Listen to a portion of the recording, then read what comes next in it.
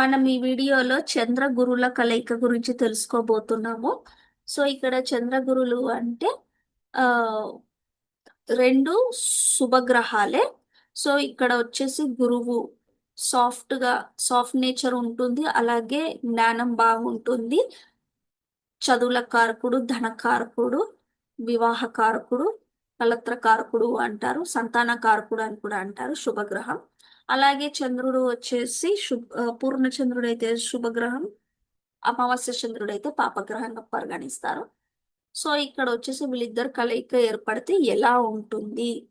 So goals అనేది reach అవుతారు ఒకవేళ దశమాధిపతి కానీ భాగ్యస్థానము ఈ విధంగా మనకి లగ్నము భాగ్యస్థానం ఇద్దరు శుభులైతే ఎలాగో వీళ్ళిద్దరు మిత్రగ్రహాలు కాబట్టి సో మనం ఈ విధంగా చూడొచ్చు.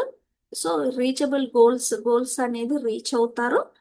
గజకేసరి యోగం అనేది కూడా ఏర్పడుతుంది ఒకవేళ ఈ గురు చంద్రులు ఇద్దరు వచ్చేసి తన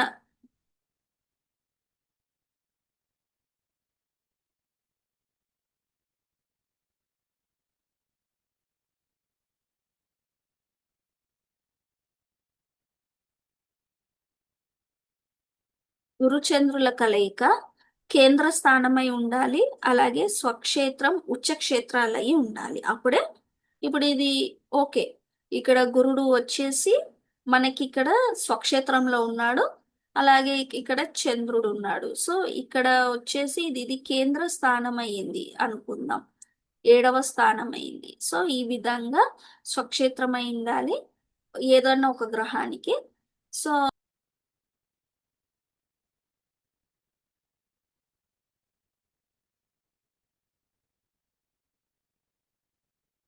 సో ఇక్కడ గురువుకి ఉచ్చక్షేత్రమైంది, చంద్రునికి స్వక్షేత్రమైంది. ఈ విధంగా ఏర్పడినప్పుడు గజకేసరి యోగం ఏర్పడుతుంది.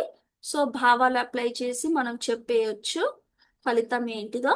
అలాగే వీళ్ళకి సాఫ్ట్ నేచర్ ఉంటుంది, సాఫ్ట్ గా మాట్లాడటము, ఎదుటి వారితోని చాలా నిజాయితీగా ఉండటము, చాలా పాజిటివ్ గా ఉండటం లాంటివి మనం చూడొచ్చు. వీళ్ళు ఒకవేళ చదువుకి కనెక్ట్ అయితే చదువు కూడా బాగా వస్తుంది అని మనం ఇక్కడ అర్థం చేసుకోవచ్చు. నా ఈ వీడియో మీకు నచ్చినట్లయితే లైక్, షేర్ అండ్ సబ్స్క్రైబ్ చేయండి.